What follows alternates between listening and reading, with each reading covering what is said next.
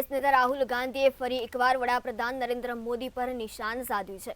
ત્યારે ઓડિશામાં ભારત જોડો ન્યાય યાત્રા દરમિયાન રાહુલે દાવો કર્યો હતો કે પીએમ મોદીનો જન્મ ઓબીસી કેટેગરીમાં થયો નથી, તેઓ ગુજરાતની તેલી જાતિમાં જન્મ્યા છે। આ સમુદાયને વર્ષ 2000માં ભાજપ દ્વારા ઓબીસી ટેગ આપવામાં આવ્યો હતો। તેમનો જન્મ સામાન્ય જાતિમાં થયો હતો। ત્યારે આ અંગે રાહુલ ગાંધીના નિવેદનને વખોડતા ભાજપના ધારાસભ્ય અને પૂર્વ કેબિનેટ મંત્રી પૂર્ણેશ મોદીએ શું કહ્યું, આવો સાંભળીએ। સમાજનું અપમાન કરવું, ઓબીસી સમાજને ચોર કહેવા, સારે મોદી ચોર હે, આ પ્રકારની વાત કરવી એ ફરીથી એક વખત સમગ્ર ઓબીસી સમાજનું અપમાન કરી રહ્યા છે।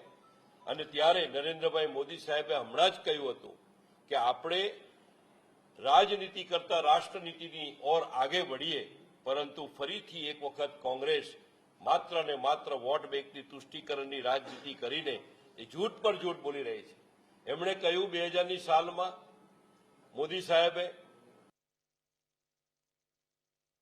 આ ગુજરાતની અંદર તેલી સમાજને ઓબીસી સમાજમાં સામેલ કર્યો।